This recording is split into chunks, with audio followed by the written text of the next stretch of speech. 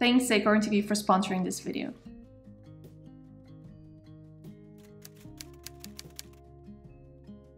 There are hundreds of productivity tips out there, whether they're about time management, energy management, specific tools, methods, and even software.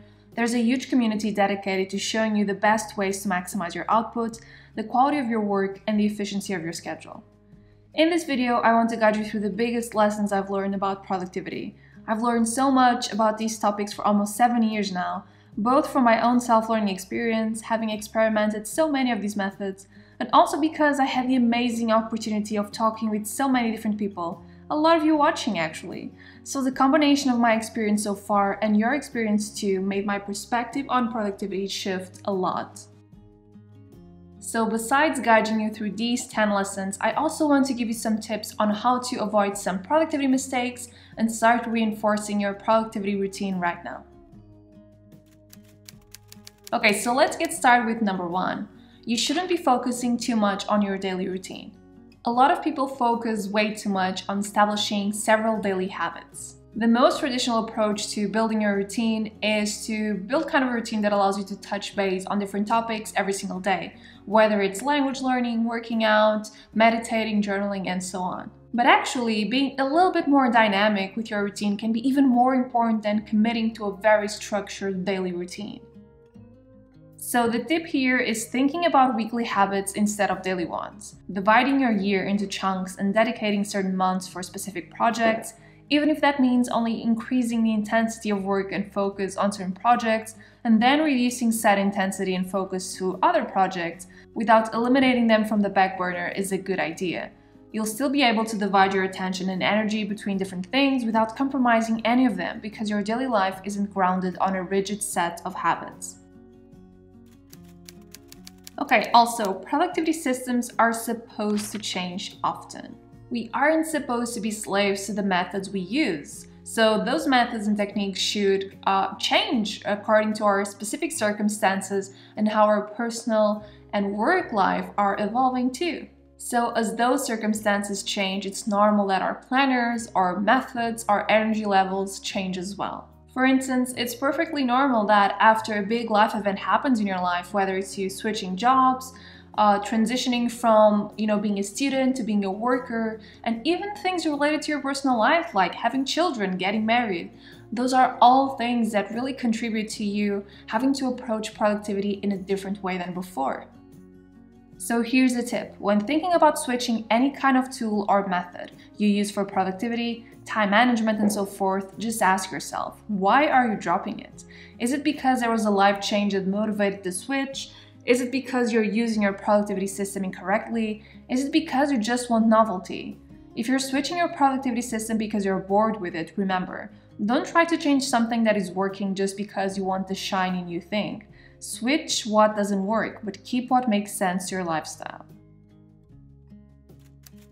Another lesson I learned is that working more hours actually decreases productivity. The 4-day workweek is being discussed right now, and with good reason. The 5-day workweek is basically a cultural norm which results from history, from an early union advocacy to reduce the 6-day workweek. Several studies have been made recently with New Zealand, Japan, and Iceland, all finding a major increase in staff satisfaction, productivity, improved work-life balance, and decreased stress levels with a 4-day workweek. Personally, I noticed drastic changes in my productivity, for the better I mean, when I decided to start compressing most of my work into less hours, both regarding my business as well as my day job. As I had to compress all of my tasks for less hours of working, I basically gained this kind of sense of urgency. And I also started learning to delegate some tasks. Delegating those tasks to people who were better at those tasks than I was also helped me increase the quality of my work overall. And finally, it also forced me to eliminate any kind of shallow, useless work that I was doing, because I was able to focus on the highest value and working only on those tasks that represented the highest value for my work. So do a compression experiment. Work 1 hour less or half an hour less every day for a week. Push the boundaries of what society says you should be doing and try to think about what you should be doing instead. And if you can't dictate your own work schedule, do the same thing for something you can control, like your chores. Sometimes we think we need a whole Saturday morning to clean our house, but have you really tried to compress all of that in a couple of hours and see what you can actually get done? I think you'll be surprised. So the third lesson is most productivity techniques don't take neurodiversity into account. So let's take the Pomodoro method as an example. The Pomodoro method is that kind of thing that comes in the welcome package of the productivity world, a lot like the Cornell method, the bullet journal, and so forth. But the reality is the Pomodoro method doesn't really work for almost anyone. And the problem with the Pomodoro method is not the principle. The principle itself is pretty solid. You know, alternating sessions of deep work with breaks is actually a fantastic principle you should follow for your work. The problem with the Pomodoro technique is that it's very rigid in the specific amount of time it tells you to work and to break. 25 minutes of work and a 5-minute break, and it really doesn't take into account neurodiversity. A lot of people aren't able to focus immediately at the start of a study or deep work session. It may get you from 5 to 15 minutes of work to get into the mindset of the task you have at hand, and then you only get a few minutes left to actually work on that task. And after the break, you'll then have to realign yourself again with your work, and that takes a lot of time too. So don't be afraid to adapt the rules you hear. The reality is, no one is able to tell you exactly what you should be doing to be productive, and that's because we're also very different. We process things differently, we take, a different amount of time to focus, so we shouldn't follow a strict, hard rule for productivity because it really depends on every single person. At the end of the day, although exposure to information is great, you are the one who knows best. So stay true to your intuition and don't be afraid to adapt accordingly. Okay, so another thing I've discovered through all these years of being in the productivity space is that taking longer breaks should actually be the rule and not the exception. So this one is particularly tough to implement in a traditional work environment, but if you have the ability and the control to do so, please do it, especially if you feel like the typical 5-minute break doesn't really help you recharge fully. So my rule of thumb for breaks is 15 minutes after a 45-minute chunk of work, a 30-minute break between each 2 hours of work, and a 1-hour break to divide my workday. Lesson number 6, complexity is your enemy. The amount of productivity tools and apps and methods and stationery can really be enticing. You may suffer from kind of a fear of missing out, asking yourself, oh, am I really missing on the best productivity system if I just stick to Google Calendar and Notion, for instance? Or thinking that all of the methods that you're using aren't good enough for you because someone else is recommending the shiny new thing. And another thing that happens a lot is also overcomplicating the systems you already use. This is a bit what happens with bullet journaling, like the crazy aesthetic bullet journaling trend that made people who were using bullet journals in a minimalistic fashion to start questioning how they were actually using it as a productivity tool. In general, all of your life can be summed up and organized in 2 different types of app or system. You just need the calendar and the knowledge base.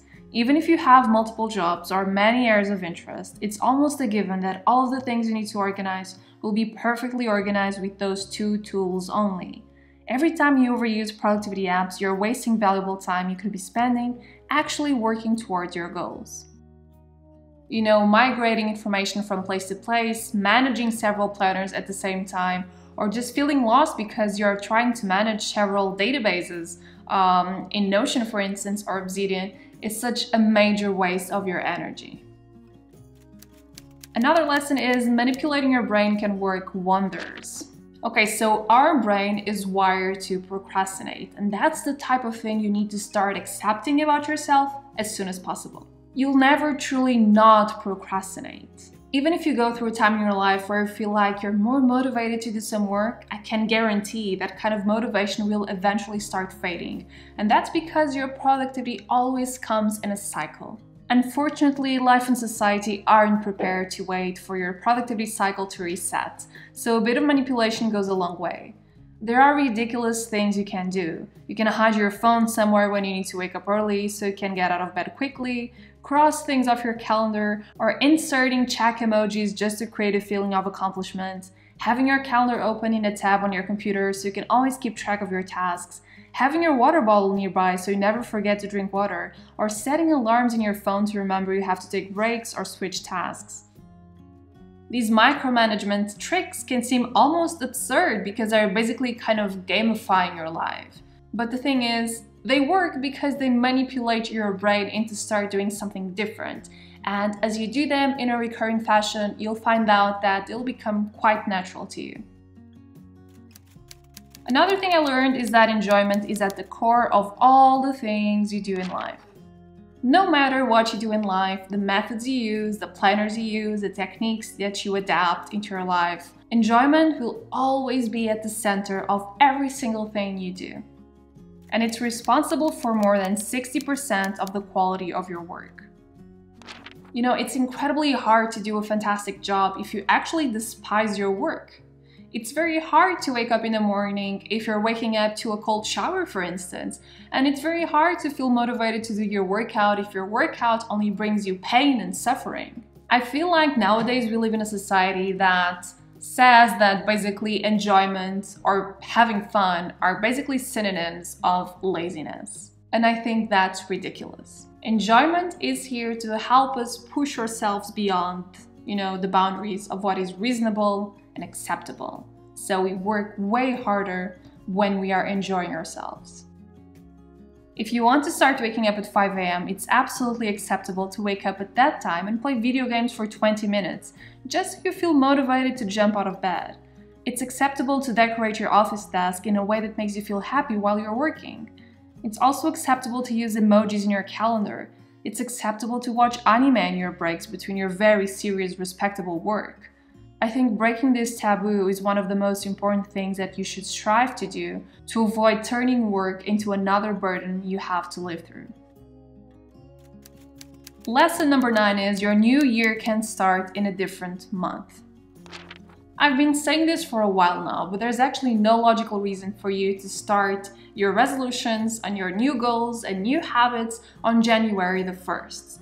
January the 1st is probably one of the worst days of the year for you to start something new, because it's after the holidays, which are packed with excess and sometimes really depressive thoughts. And it's also, if you live in the northern hemisphere, it's also one of the coldest months of the year. So like starting working out or jogging or taking cold showers or waking up while it's still night to start doing something productive can be a very bad idea.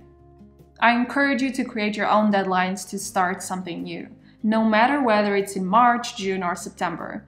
Just feel free to think of the year as something flexible that you can adapt to your own personal circumstances.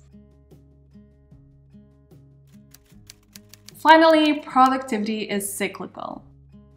Some days you'll feel unstoppable and so motivated to get all of your work done. But then there will also be days where just leaving your bed is going to be kind of a victory in itself. Productivity comes in a cycle. We start with a buildup of motivation and inspiration, where we usually enjoy planning and organizing, as that makes us feel like we are on top of our lives. And then there's the production process, where we pick up all the work created in the first phase and start working really hard. And then it just starts dying off naturally. Sometimes it's because there's an external factor that really breaks the cycle and makes us feel disappointed in our work, or simply unfocused. And after we spend some time in that place, sometimes a long time, we start rebuilding our focus and our motivation slowly, one habit at a time. Sometimes this requires help from a loved one, a therapist, and maybe it happens through a lot of self-reflection, but it will happen. So wherever you are in your productivity cycle right now, accept whatever stage you're in. As you become aware of this and the different stages and the signals before you enter each stage and as you're leaving each stage, you're going to start enjoying things a little bit more and really accepting this side of yourself without feeling so much remorse. And before I leave you, there's this great show I want to talk about, which is called Under the Vines, and you can watch it on Acorn TV. Acorn TV has a lot of shows you never watched before, and after 2 years of lockdown, I probably have watched almost every single thing available on other streaming platforms. So Under the Vines is like the Stardew Valley of TV shows. Two people used to the city life inherit a failing vineyard in rural New Zealand, and despite hating each other and never having really worked in their lives before, they need to make that vineyard as successful as possible. You can watch Under the Vines in any device, and if you finish the show, there's always something new to discover every time because Acorn TV releases new shows every single week. They're all ad-free, and you can get access to thousands of shows for just $5.99 a month. But if you use code Mariana, all in lowercase letters, you can get a 30 days free trial and basically watch Under the Vines for free. And if you like it and want to watch the other shows, you can just renew your subscription, as simple as that. So don't forget, click the link down below and use code Mariana to get your free trial. I really hope you've enjoyed today's video, and I'll see you next week. Bye guys!